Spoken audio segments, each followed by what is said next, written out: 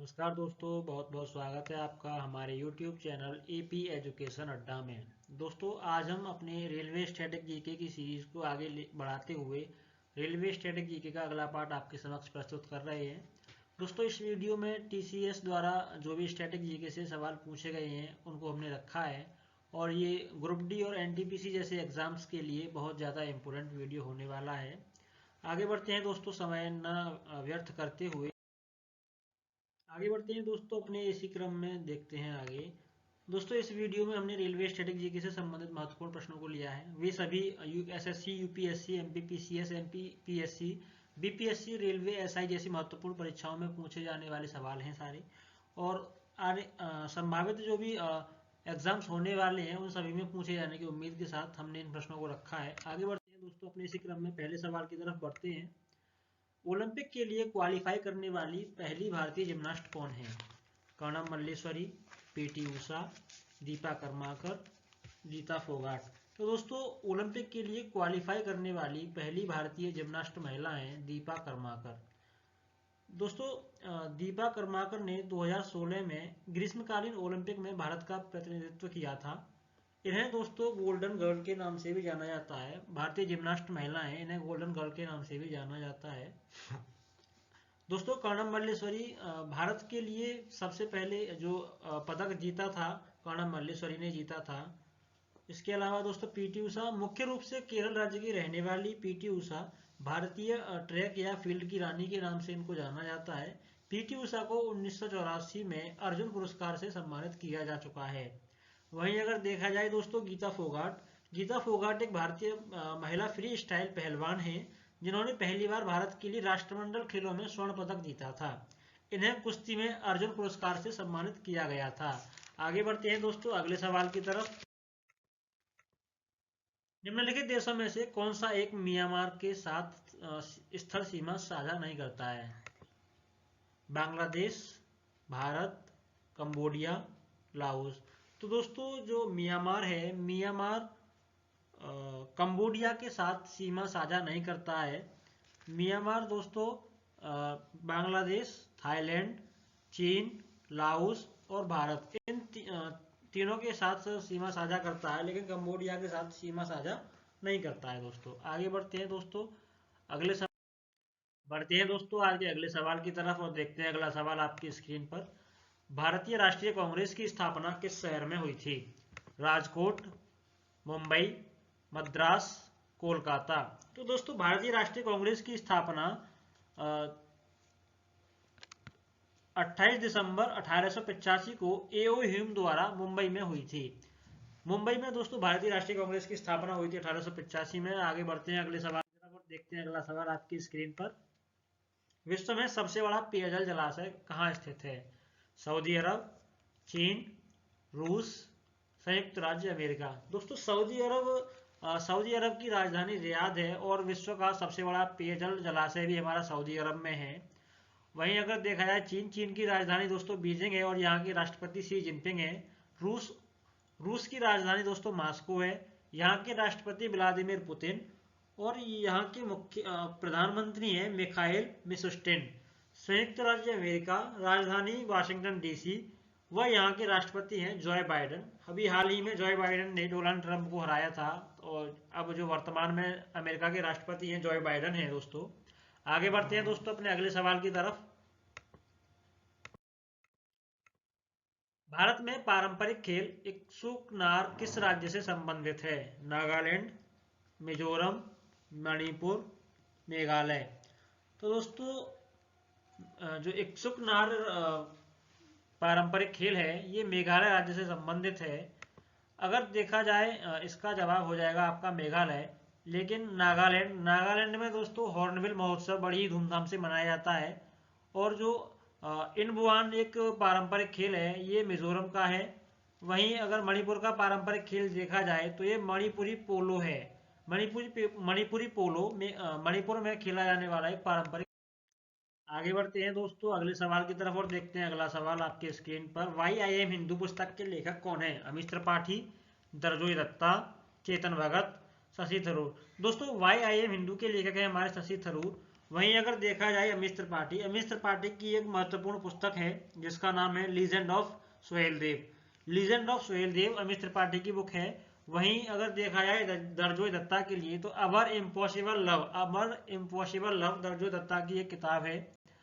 और Chetan Bhagat three mistake of my life पुस्तक के लेखक हैं चेतन भगत। आगे बढ़ते हैं अगले सवाल की तरफ। अगला सवाल आपकी स्क्रीन पर, निम्नलिखित में से कौन सी पल्लव राजवंश की राजधानी थी?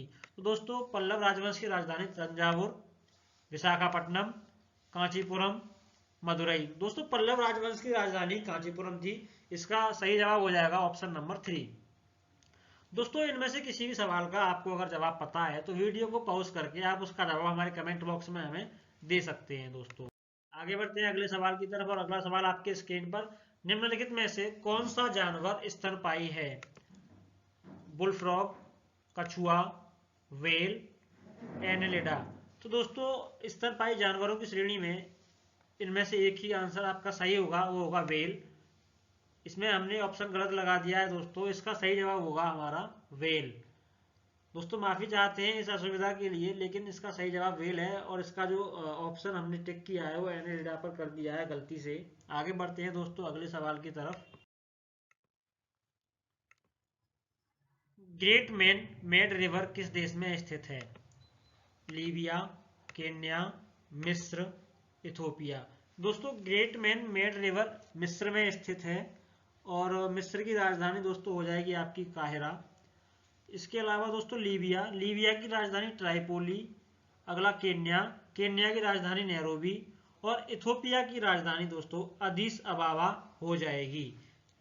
आगे बढ़ते हैं दोस्तों अगले सवाल की तरफ। अगला सवाल आपकी स्क्रीन पर, ऐतिहासिक फव्वारा गुलजार हौज निम्नलिखित में से किस राज्य में स्थित है? नई दिल्ली, अजमेर, हैदराबाद, लखनऊ। तो दोस्तों जो गुलजार हौज का फव्वारा है ये आपका हैदराबाद शहर में है। इसका आंसर हो जाएगा दोस्तों हैदराबाद। आगे बढ़ते हैं अगले सवाल की तरफ। अगला सवाल आपकी स्क्रीन पर, निम्नलिखित में से किस देश में सबसे पहले हरित क्रांति शुरू की गई थी? Argentina, Mexico, Brazil, Chile. तो दोस्तों जो हरित क्रांति है उसका सबसे पहले शुभारंभ हुआ था मैक्सिको से। इसका जवाब हो जाएगा दोस्तों मैक्सिको। आगे बढ़ते हैं दोस्तों अगले सवाल की तरफ। अगला सवाल आपकी स्क्रीन पर, एफएम रेडियो का पेटेंट किसने तैयार किया था? या जो एफएम रेडियो का पेटेंट है उसको तैयार करने वाले साइंटिस्ट कौन थे? Nikola Tesla, Thomas Alva Edison, Edwin H Armstrong, John लेगी बेयर। तो दोस्तों एफएम रेडियो का जो पेटेंट था वो एडविन एच आर्मस्ट्रांग ने प्रदर्शित किया था। थॉमस अल्वा एडिसन ने बल्ब की खोज की थी। वहीं अगर देखा जाए जॉन लेगी बेयर, तो जॉन लेगी बेयर ने टेलीविजन का आविष्कार किया था। दोस्तों आगे बढ़ते हैं अगले सवाल की तरफ। अगला सवाल आपके स्क्रीन पर, रेगिस्तानी रेत में किस प्रकार की वनस्पति सामान्यतः पाई जाती है? झाड़ी, वृक्ष, बेलें, हर्बेसीज। तो दोस्तों जो रेगिस्तानी रेत है आपने भी देखा होगा जहाँ पे बीहड़ एरिया होता है, जहाँ पे जलवायु या जल की मात्रा कम होती है, वहाँ पर आपको मुख्यतः झाड़ियाँ देखने को मिलती हैं। तो इसका जवाब हो जाएगा दोस्तों झाड़ी। अर्थात जो रेगिस्तानी रेत है वहाँ पे झाड़ियों की मात्रा ज़्यादा होती है। आगे बढ़ते हैं अगले सवाल की तरफ। अगला सवाल आपकी स्क्रीन पर, मूड से निम्नलिखित में से किस भारतीय राज्य का पारंपरिक नृत्य है? नागालैंड, झारखंड, मिजोरम, ओडिसी। तो दोस्तों जो मूड से लोक नृत्य है वो नागालैंड का एक प्रमुख लोक नृत्य है। वहीं अगर देखा जाए झारखंड, तो दोस्तों झारखंड में फगुआ नाच जो होता है ये यहाँ का प्रमुख लोक नृत्य माना जाता है। मिजोरम में दोस्तों खल्लम और चेल्लम यहाँ के प्रमुख नृत्यों को दर्जा दिया गया है। घमूरा उड़ीसा का प्रमुख लोक नृत्य है। दोस्तों आगे बढ़ते हैं अगले सवाल की तरफ। चंद्रवर्ष सौर वर्ष से कितना कम होता है? 10 दिन, 11 दिन, 12 दिन, 13 दिन। तो दोस्तों चंद्रवर्ष जो है वो सौर वर्ष से 11 दिन कम होता है। इसका जवाब हो जाएगा आपका ऑप्शन नंबर बी। आगे बढ़ते हैं दोस्तों अगले सवाल की तरफ। अगला सवाल आपके स्क्रीन पर, चतुरंग जो कि प्राचीन काल का एक खेल है उसे वर्तमान में किस नाम से खेला जाता है? कराटे, शतरंज, कुश्ती, जूडो। तो दोस्तों चतुरंग जो प्राचीन काल का एक ऐतिहासिक खेल माना जाता रहा है अभी तक, वो वर्तमान में शतरंज के नाम से खेला जाता है। इसका जवाब हो जाएगा आपका ऑप्शन नंबर बी। आगे बढ़ते हैं अगले सवाल की तरफ। अगला सवाल आपके स्क्रीन पर। सामवेद की रचना किस भाषा में की गई थी? पाली, प्राकृत, संस्कृत, अर्धमगधी। तो दोस्तों जो सामवेद है, सामवेद की रचना आपकी संस्कृत भाषा में की गई थी।